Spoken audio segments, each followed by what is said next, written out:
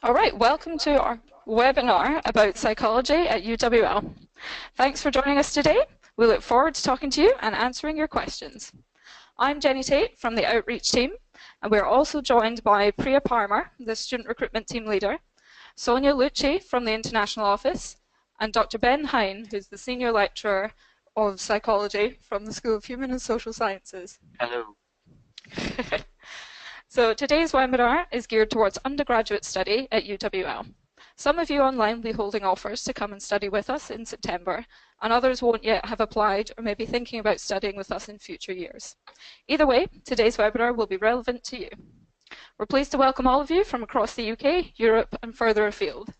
Some of what we discuss may only apply to home students, by which we mean UK or EU students, but we'll make that clear if so. And we are joined by a member of our international team today, so if you are a prospective international student, do ask any questions as we go through, and our colleague Sonia from the international team will be able to advise you. So let's have a look at what we're going to cover in today's session. Okay, so to start, we'll tell you a bit about the university and what makes us special. I'll then pass you over to Ben, who will talk about studying psychology at UWL and gender in the media, with a focus on Disney. Finally, we'll be ready to take any questions from you. But do feel free to ask them as we go through too, and we'll aim to respond to each of you as quickly as possible. We have Priya and Sonia here taking your questions. So here's a picture of our brand new heart space. The University of West London is a vibrant, modern university with a reputation for high-quality education closely linked to employment. We aim to inspire students to become innovative professionals, ready to challenge accepted norms and boundaries in order to carve out exciting and rewarding careers. So, we have the best graduate employment rate in London, with 96% of students in full-time work or further study within 6 months of graduation, and earning the highest salaries from any modern London university. Everything we do is designed to equip you with both the academic knowledge and practical skills to succeed in your chosen career. That's why we're the Career University. The university itself is structured into 8 specialist schools, each of which has its own unique character and reputation in industry. In terms of our student body, we have around 11,000 students, so that's roughly 15% of which are international students from all over the world, so quite a diverse student body there. That may sound like a lot of students, but our typical lecture size is only about 28 students, though it does vary and we do have large lectures sometimes. Seminars are typically made up of around 18 students and workshops around 14 students. This enables us to really focus on our students as individuals. And this approach seems to work, as we are currently voted as the best in London for student satisfaction and the best students' union in London in the annual National Student Satisfaction Survey. The university has recently undergone a £100 million campus investment to ensure our students have access to state-of-the-art learning and social facilities. If you're not familiar with our location in London, our West London campus in Ealing and Brentford is located in one of the most desirable places to live in the capital. Both towns combine a vibrant cosmopolitan atmosphere with spacious parks and a relaxed cafe culture. The area is safe, beautiful, multicultural, and close to both London and Heathrow Airport, and the centre of London, which you can reach in under 30 minutes by tube. So that was a quick overview of UWL. I'm now going to hand over to my colleague, Dr. Ben Hine, to tell you about psychology at UWL.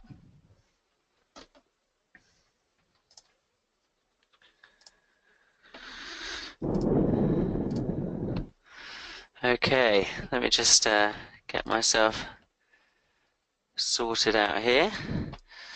So, should be able to see me and the slides, hopefully. Okay, so yeah, I'm going to give you a little bit more information about what it's like to study psychology specifically at UWL, and as part of that, just give a little bit of information on some of the research that I do myself in the department. So let's begin. So basically, I'm going to talk you through 5 reasons why you should study psychology at UWL, and the first reason is course variety and quality. So not only do we have our long-standing psychology course itself, which we call our kind of straight psychology course, we also have a number of pathways that enable you to be much more specialized with your psychology degree. So if you have been doing an A-level or international equivalent, and you have found out that you really like criminal minds or forensic psychology and the way criminals think and why they engage in crime, then you might want to do psychology with criminology, because that not only sets you up with psychology, but it draws in modules from the law school. So it's very much an integrative, collaborative experience within the university. Same for forensic investigation. So again, if you are interested in how criminals think, but also want to know how to analyze a blood splatter at a crime scene, that might be the one for you, because we have modules from forensic science that are involved in that course as well. Same for things like substance use and misuse. You have your basic psychology degree plus a specialist interest in, like it says, substance use and misuse, and the same for counselling. All of those courses are built around a solid BPS accredited psychology course, where we have option modules in the first and third year, so you can still specialize even if you don't take a specific pathway. And all of our teaching is research-led. So I'll talk a little bit about the research later on, but what we do is we take the research that we conduct and we turn it into cutting-edge, high-quality teaching. And the last thing I would say about our courses, which I'll focus on in a second and tied into something that Jenny just said, is our focus on experiential learning. And what that means is applying theory out in the real world. A number of psychology degrees, they're very theoretically based, they teach you what you need to know, but not how it manifests in the real world. And our courses are very applied and very focused on doing that. And that has a knock-on for employability. And as Jenny has just highlighted, we have an excellent employability rate across the institution, and the school contributes to the 96% of our graduates that are in employment within 6 months across UWL. And one of the reasons we can contribute so effectively is because of the dedicated experiential and employability modules that we have. So in the first year, we have psychology in the real world, and that's where we get a number of industry professionals, both in psychology and outside of psychology, to come in and explain what they do. And it's really valuable for students, because they can think either, oh, I always thought I wanted to do clinical psychology, and now I've heard that I still do, or they might hear it and they think, actually, it's not for me. So it really helps students to kind of carve out their career paths. And then the experiencing psychology and practice module in the third year is where we ask you to get 30 hours of volunteering or workplace experience, where you relate psychological theory to that experience. So you might go and volunteer at a substance use and misuse clinic, and you will take theory that you've learned in the third year or anywhere throughout the course and say, this is how it was put into practice. And that is really, really valued by employers. And when our students leave their undergraduate study, we have students going to a wide variety of both further education and employment outcomes and examples. So we've had students go into MScs in health psychology, for example, occupational, even countering organised crime and terrorism, and things like neuroscience. And I have 2 students of my own this year who are going on to do an MSc in clinical and an MSc in gender studies. So there's lots of further education options, and they're going to do these at places like University College London, very prestigious universities. And we have a lot of employment options, because a psychology degree in general, but also UWL, teaches a lot of transferable skills. So basically you can take the skills that you learn, apply them in a lot of settings, and that's why you see there's examples like human resources, which is not a psychology specific employment option, but it's somewhere where a lot of our undergraduates go because it's to do with understanding people, etc., etc. But also working in research labs, related psychological disciplines. There's a wide variety of things that you can go into, and our modules help prepare you for that. Reason 3, this is one of my favourite reasons, is the student focus and support. We have the whole team here, very approachable, dedicated and friendly staff. And the reason why that's so important, particularly for anybody who's international, who's listening and thinking of coming over, is that going to university is a big deal. Wherever you go, it's a big transition, it's a big change, and what we have is a structure in place to make sure that throughout your degree that there's someone there to support you, to advocate for you, to help you with personal, academic problems, because university is a very hectic time. So we allocate personal tutors, so someone who look after you specifically, as well as module leaders who teach you, year tutors who look after your whole cohort, course leaders, head of subject, head of school, and you have lots of layers there of support that you can go to for advice. And we also have a really good institution-wide service, which is something that's kind of really taken off and is a real selling point of this particular institution, is the drop-in support service headed by Alison Griffin.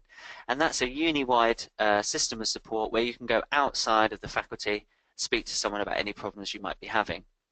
And I always use this example because if you're coming to do a psychology degree, you will have to do statistics, and students aren't always the best fans of statistics. I know I wasn't when I was doing my undergraduate degree, but because we have dedicated school support, the people in the drop-in support service are people who know about statistics or know about psychological concepts, and you can go to them and say, look, I didn't really want to go to my lecturer or my personal tutor, but I'm really having a trouble with this statistical test, and they can help you out as well. So we have an incredible amount of really genuine, friendly student support that we really, we have a lot of staff who really care about the student experience and making sure you guys are looked after.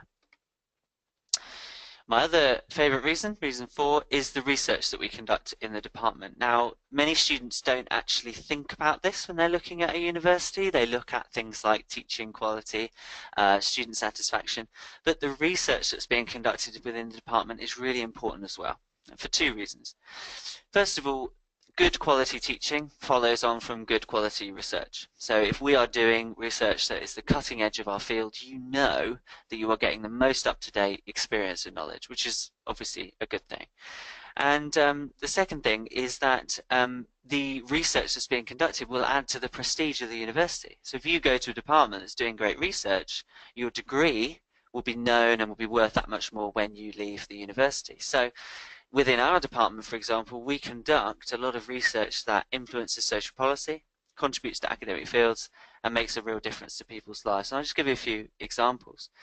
So, for example, we have some people looking at health psychology and assessing coping mechanisms with termination of pregnancy. And that's a really applied piece of research because we will then be able to go to the NHS and to other relevant bodies and say, this is what we found, this is how people cope, and this is what you should be doing and putting in place in terms of support. My own particular area of research alongside some of the Disney stuff is in sexual violence. And my partner Anthony and I, we do a lot of research on perceptions of serious sexual assault victims and perpetrators, especially with the police. And we have provided training for the police to say, look, this is what you should be highlighting to officers, this is what officers should be doing. And that is a real direct link between academic research and policy and practice. And I've just written a paper for the European Parliament that's going out that's talking all about male victims. I'm at the Home Office on Friday, so you have academics within your department that are out and about and they're doing proper applied research, and that is actually really important to consider when you're looking at your university. And we have a few other examples. So Anchor is doing a lot of stuff in cyberbullying, adolescent risk-taking, which obviously is very pertinent and interesting in the world we live in, social media and Facebook and things like that. So we have a lot of staff that are doing real impactful research every day. And the final thing I just want to add on, and Jenny touched on this in her part of the talk, is that we are based in West London, and the reason that's specifically good for psychology is because you are going to have to find some hours of placement or work experience for your experiential module, and that's so much easier to do in an area that is so business heavy, so vibrant, and that is so close to London. You know, we have lots of services around here, domestic violence services, etc., that you can go and volunteer at. So there's a lot there basically to get engaged with. So those are my 5 reasons why you would want to come and study psychology here at UWL specifically, and we hope that you obviously do. So just to give you a little example of some of the research that we engage in, this is one of my research areas. So in general, as a researcher, I'm interested in gender psychology, so masculinity and femininity, what makes us men and women and why, and what impact that has in the real world. And mainly to counteract the sexual violence stuff, which can be a bit, obviously, heavy. I also look at gender representations in the media. And one of the places that I look is in Disney movies, because if I was to ask you to metaphorically raise your hand if you have seen a Disney movie, I would imagine every listener, every person who's tuned in, would raise their hand. So everybody has been exposed to Disney, and the messages that are in Disney are often not really thought about. You watch a Disney, it's good fun, and you move on. Well, it's actually much more important than that. And we have a number of groups that teach us in life about gender. So we have, like our siblings, our teachers, for example, our parents and peers. And a lot of the time, those groups are quite obvious about what they're doing. So your parents might be saying things like, no, you can't do that, or you can't play with that because you're a boy or a girl. That's quite a clear message, right? If you're a boy and you have your parents saying, no, you can't play with dolls because they're not for boys. Okay, I get the picture. I'm not going to do that anymore. Same with kind of peers, especially in adolescence. They regulate our behavior really heavily. They say, oh no, why are you listening to that? That's so girly, or what are you wearing? And making us kind of conform to these ideas about what men and women should be doing. The media is a lot more sneaky than that. It's a lot more kind of insidious and far-reaching. And so we don't necessarily realize it's happening.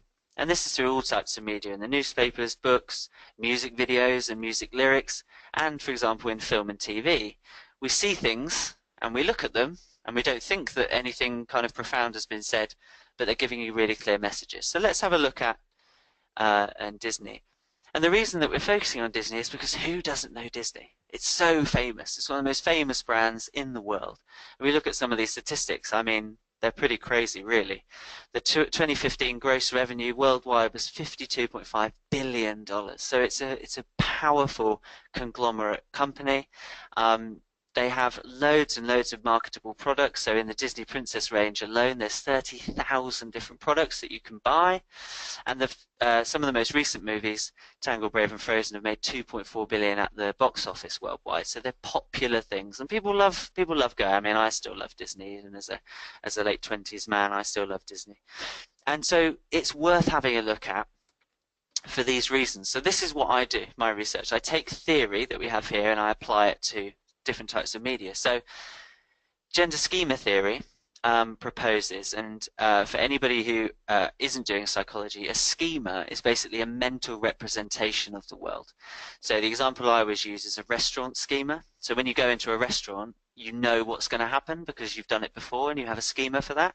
So you go in, you sit down, menu, eat, pay, etc., etc. And one of the most fundamental schemas or mental representations that we build up is about gender. So as a man, I will have an own sex schema that is about men. So I will look across the world, and as I was growing up, I would get lots of information about boys and men, how they're meant to act, and women will conversely have the opposite own sex schema. And children use these schemas to then approach relevant information. So if I'm a young boy and I walk up to a doll, and I pick up the doll and my parents go, no, don't play with the doll, dolls aren't for boys, I log that information away. And in the future, I won't approach the doll because I know that's not for boys. And we build up these schemas based on our interactions.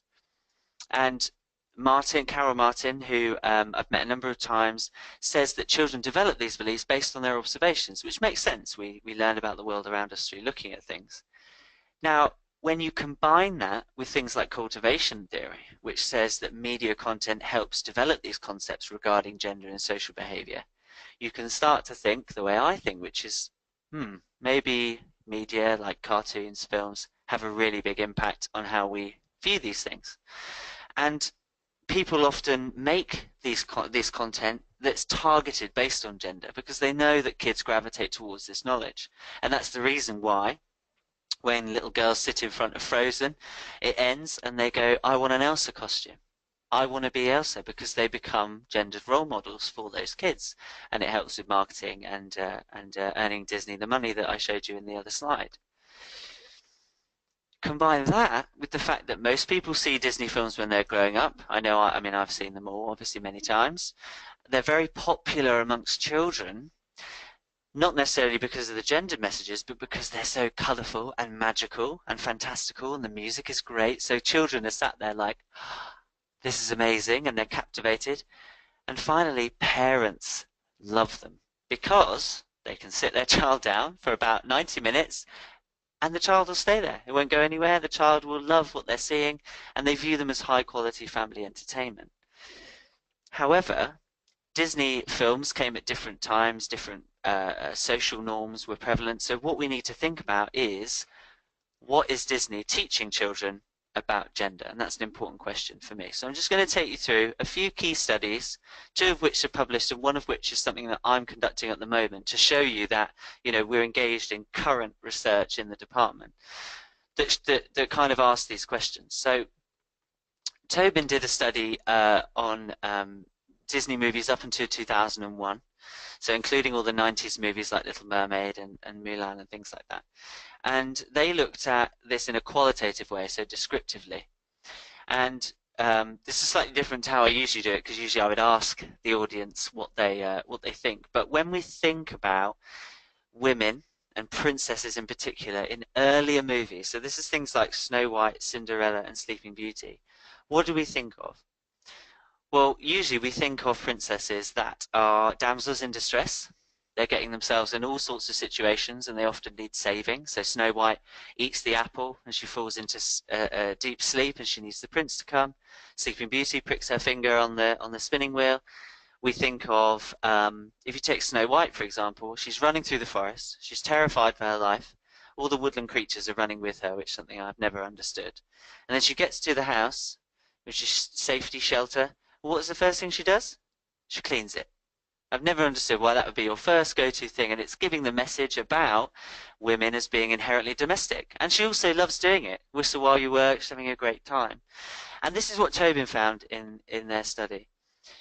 Basically, they found 4 key themes: that a woman's appearance is valued more than their intellect. So if you think of Belle in Beauty and the Beast, she's reading a book through the town and they're all going, who is this freak? Why is she reading? That's crazy.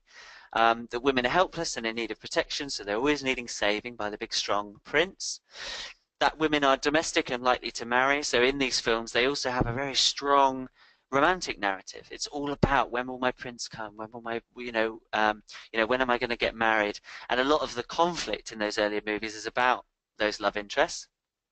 And the overweight women, so we have body image issues as well, are ugly and unpleasant and unmarried. So think about Ursula in The Little Mermaid. She's overweight. She's very kind of twisted, spinster-esque.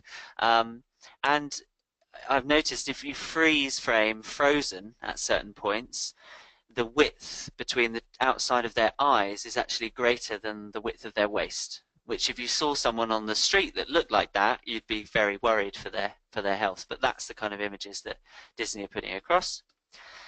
And then when we think of the men in Disney, it's not as bad. They tend to have more balanced behavior, but certainly physically, they're very, very strong. If you think of like Gaston in Beauty and the Beast, and I know he's the villain, but still he's incredibly masculine. He's very dominant over his environment. He kind of picks Belle and says, I want you, I'm going to marry you. Belle's opinion doesn't matter. And they're very aggressive. And again, this is what Tobin found in their study. So men tend to use physicality to express their emotions. So if you think about The Little Mermaid again, King Triton doesn't kind of sit down with Ariel and says, why are you feeling this way? Talk to me. Why do you want to go up and live on the sand? He just shoots loads of, kind of laser beams out of his big trident and destroys all her earthly possessions. There's not really a good emotional expression there. That they're not in control of their sexual impulses. So if you take Hercules as an example, every time Meg comes in, Hercules is like complete, brainless zombie, which is very worrying. If we then have this archetype that men are in control when they're aroused, that's very worrying. I'll come back to that later on.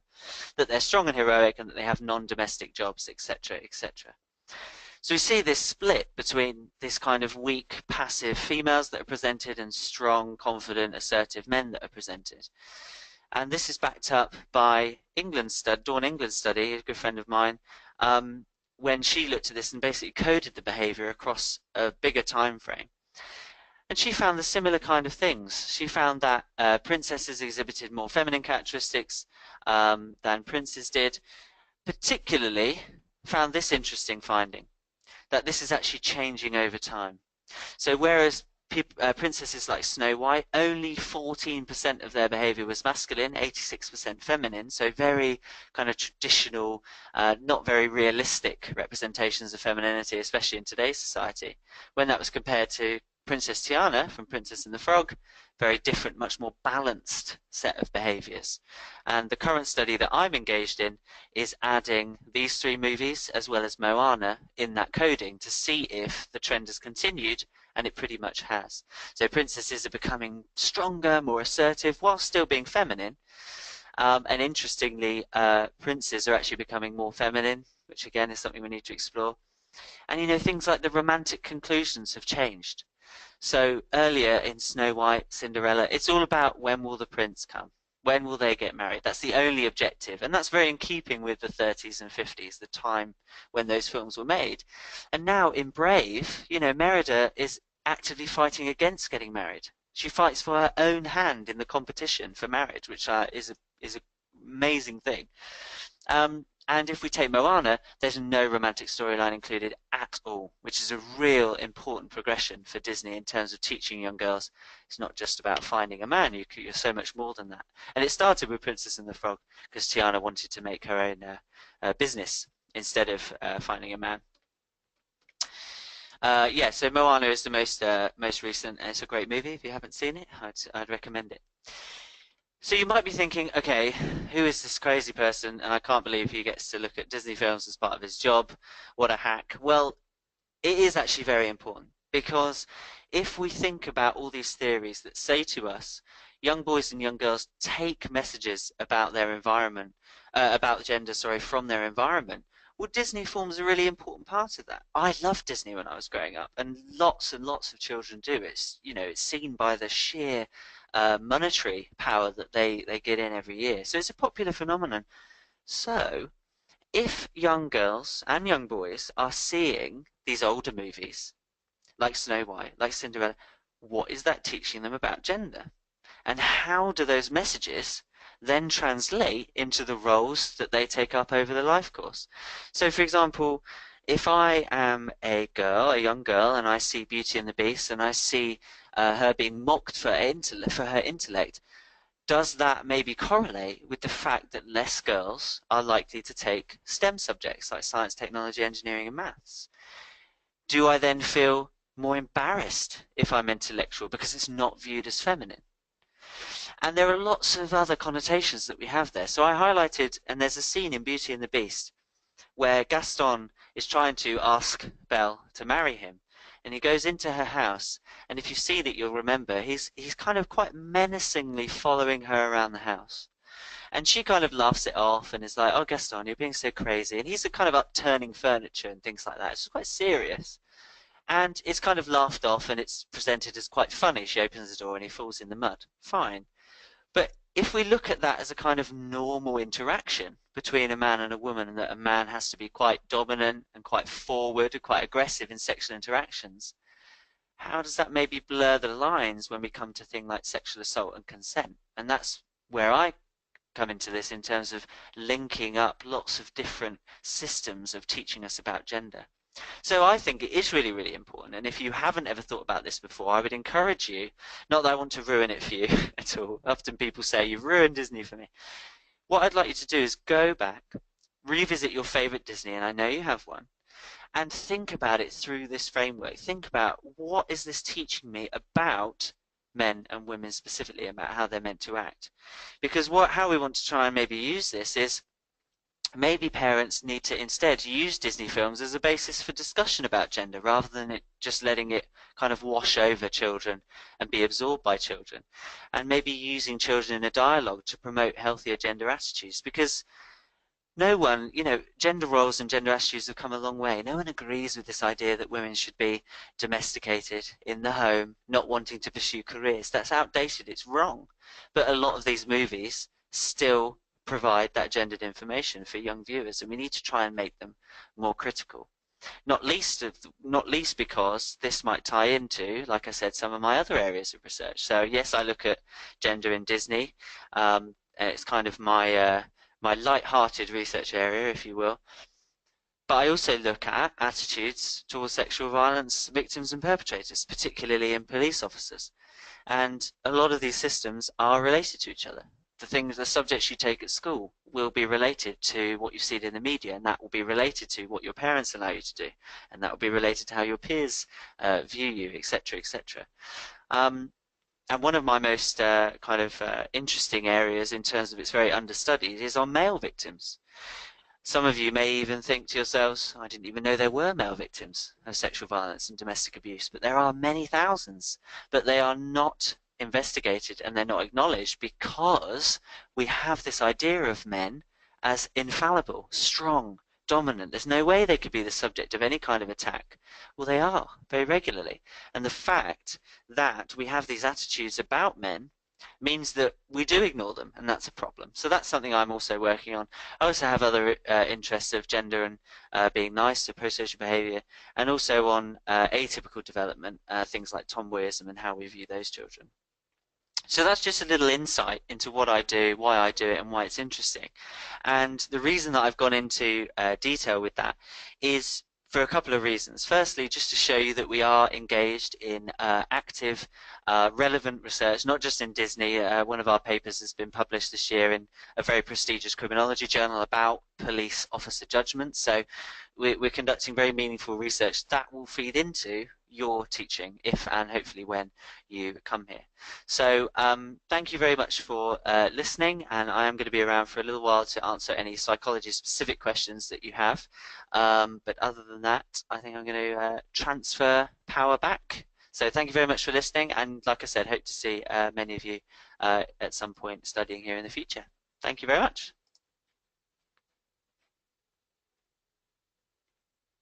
There we are. Brilliant. Okay, thanks Ben for all that. I definitely am going to go back home tonight and rewatch Mulan and be looking for all of those different points now. So thank you for the questions we've had so far. We've got time for some more questions if any of you have any. Remember to let us know if you're an international student so we can respond appropriately to you. And while we're answering questions, take a look at our next events and webinars that are coming up.